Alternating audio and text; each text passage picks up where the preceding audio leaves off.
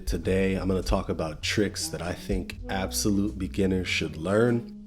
These are not all what you call tricks later on, but they're things that are going to help you out with your skating as you go along, and they're going to teach you some control.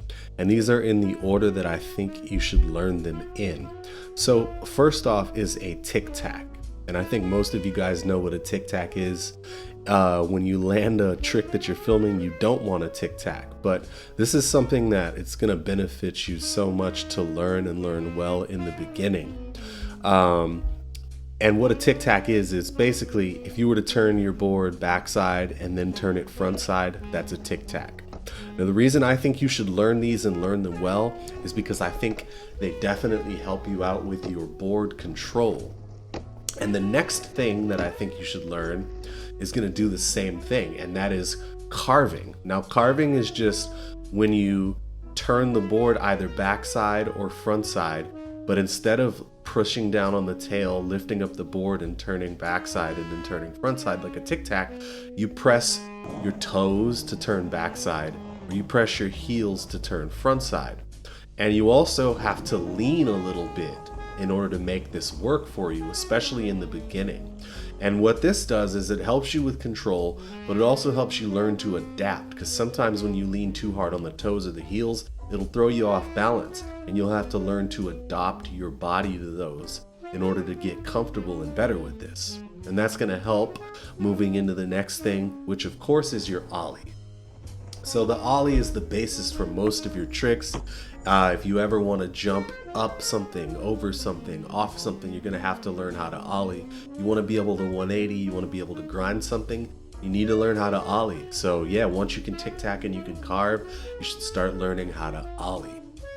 And then I think you should take some time with just tic-tacking, carving, and ollieing and get very comfortable with those three things. Once you get comfortable with those, the next thing that you're going to add is a 180. And I just say 180 because front side or back side, they're subjective. I actually learned front side 180s first. Those were easier for me, but I know a lot of people have an easier time with backside 180s. Whichever one's easier, you should learn that one first. And the reason I say this is it's going to teach you to control your body, to rotate your shoulders, because the movement from the 180 comes from your shoulders first. And then it's going to teach you to integrate that shoulder and body movement with your ollie, which is going to be so important next. And once you've learned that, and you're doing tic-tacs, you're carving, you're doing ollies, and you're doing a 180 in either way, I think you should try kick turns at about the same time as the 180s. Kick turns on a ramp, obviously, because kick turning on the ground is basically the same thing as a tic-tac, except you don't do it one direction and then the other. But yeah, you should learn how to kick turn on a ramp, and you should also learn rolling up the ramp and rolling back to fakie, because this is teaching you how to change planes. And when I say planes, I mean you basically have like an X and a Y axis. When you're rolling up a ramp, you're changing the axis that you're rolling on. You have to get comfortable with that to become good at it. So learning how to roll up and then roll back down fakie without letting your head be pulled towards the ramp, because you got to fight it, because the ramp is assisting gravity. And then learning how to kick turn. Some important things like turning while you're moving forward instead of rolling up and waiting and then trying to turn, then having gravity throw you off the board, which is what I see most people do when they're learning how to kick turn on a ramp. So once you can kick turn and once you can roll up into fakie and you're comfortable on the ramp, you should learn how to pump. And pumping is the way that we get speed without actually taking our foot off the board to push. And this is going to give you a lot of speed and control on the ramp, and it's going to give you a little bit more freedom, because now if you're in the park and you want to try to go fast, you can roll down a ramp and pump on the way down it, and then kick turn into the next ramp. So that's just going to give you more freedom for traversing the skate park. And the third thing that you should learn as far as ramps are concerned, or maybe the fourth thing, is the drop-in. Drop-in was one of the hardest things for me to learn, and in 11 years of teaching people to skate, it continues to be one of the most difficult things for people to learn, because it brings a lot of the things we talked about earlier, changing planes in. And you also have to control your weight, because dropping in, a lot of people make the mistake of pushing their legs down to the ramp when they're trying to drop in, and then they fall backwards. But really, you have to set yourself up in that drop in position with your tail on the coping or your tail on the top of the quarter pipe. Put your front foot on the bolts, and then you've got to rock your weight forward so fast that your front wheels touch the ramp quickly, and keep your weight distributed over the board so that you don't slip backwards. And once you're able to do that, you basically have control on the ramp at the beginner level down. And then that allows you to traverse the ramp better. And you can also add a pump to that. Like, one of my favorite things to do is to drop in and then pump as soon as I've dropped in. And that helps me, like, when I want to back disaster on the other side of a half pipe, mainly a mini ramp, because I don't skate big half pipes. But you should also learn rock to fakies after you've learned how to drop in. And that is when you allow your front wheels to go over the coping or over the top of the ramp, and then you pull them back in and you roll back down to fakie. So it's basically the evolution of rolling up the ramp and rolling down to fakie. Once you have those things, you're past the absolute beginner stage of ramp skating, and you should be practicing those at the same time as your ollies and your 180s. And you should also be learning how to do a nose stall on a curb, because that's teaching you how to control your board, lift your board up onto an obstacle, and then control your weight so that you get your wheels up off of the ground.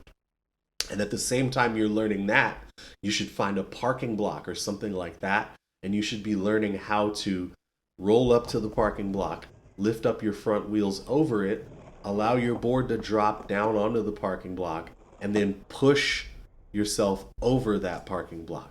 All of this is teaching you board and body control simultaneously, which is going to be extremely important later on, because next you're going to learn how to board slide and things like that. But before you get that far, you should learn how to shove it.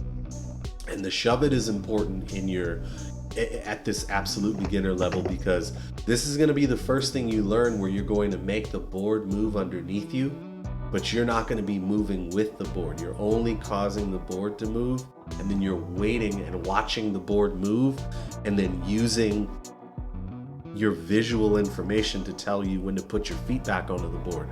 So that's going to evolve your understanding of controlling the board and your ability to identify when it's time to land, which is a big deal. And the next thing that I'd say you should learn is a pressure flip. And now I put pressure flip in there before kickflip because, as I explained in my pressure flip tutorial video, it's the first flip trick that you can learn where you're causing the board to flip while you're standing on top of it, and it requires you to do some complex movement of your back foot, but your front foot is not being used to flip the board. So it kind of eases you into the concept of manipulating your body to make the board flip over, lifting your legs up, and then waiting for the board to flip, catching it and allowing yourself to hit the ground. And it's a lot easier to do that when you're not worrying about transferring your weight and the movement of the back foot and then the front foot, then catching. But once you do have that pressure flip down, now you can go to a kick flip or a heel flip. And I say kick flip or a heel flip because one is going to be easier for some people and the other is going to be easier for other people. I learned a kick flip first. There was a guy in my neighborhood and all he could do were heel flips. It was the only flip trick he could do. He could do them nearly every try. But if he tried a kick flip, it looked like he'd never touched a skateboard before. That's just because the heel flip was much easier for him. And the kick flip was easier for me, but it wasn't even easier until I found a guy who was doing the beginner version of a kickflip, because as I explained in my kickflip tutorial video, there's about 3 different types of kickflip that you're going to go through on your journey. There's the beginner kickflip, where it's more like a freestyle kickflip. If you go back and watch Rodney Mullen's old kickflips, the first kickflips that were done, he's doing them this way. Then there's the second kind of kickflip where you see a guy who's been skating for a year and they're kickflipping, or maybe a guy who's learning how to kickflip off of a little block, something like that. They're doing the second one where they're kind of catching it before it hits the ground, but they're not like popping it up and their knees are not bending in order to catch it. That's the third kickflip, where you'll see someone who's able to kickflip off of or up a set of stairs or onto a grind. They're doing that third kickflip. And it's the same for a heel flip, really. So yeah, that you're going to go through all of those steps. And once you're kickflipping or heel flipping, you're, in my opinion, once you're past all of these tricks that I've gone over, you're past the absolute beginner stage. You're still a beginner, but you have enough of an understanding of skateboarding and the movements of skateboarding that you're not an absolute beginner again anymore. Like, you could play a game of skate, or maybe you could play SKA. You know, you can go to the park, drop in, rock to fakie, drop in, kick turn. You're gonna start to do little slashes on the top of the coping. You might not be able to do an axle stall yet, but you're getting close to it. Your next step is gonna be to try a rock and roll as opposed to a rock to fakie. You might start trying a varial flip. That's the next level. Once you pass that level, you're not a beginner at all anymore. So that's just a video I wanted to make, because I know a lot of people have asked me, what should I learn? What's gonna help me get better at skating? And I think learning those things in about that order, and obviously doing the transition tricks and the street tricks together, it's gonna enhance your learning. Because if you try nothing but street tricks, or if you try nothing but transition tricks, you're gonna burn out, because there's a threshold to what you can learn and how long it's gonna take you to learn each thing.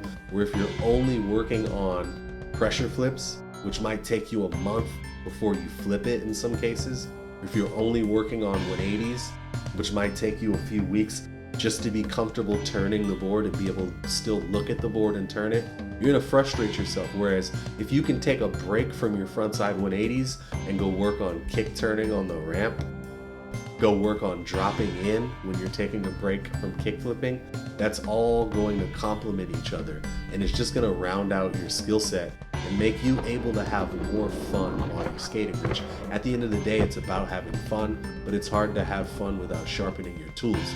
That's it for the video today. Excuse my voice, I've been very sick, but I'm finally coming out of it. Or this is an eye in the storm, I don't really know. I'll be making more videos soon, probably not until I'm done being sick, but yeah, thank you. Enjoy skateboarding.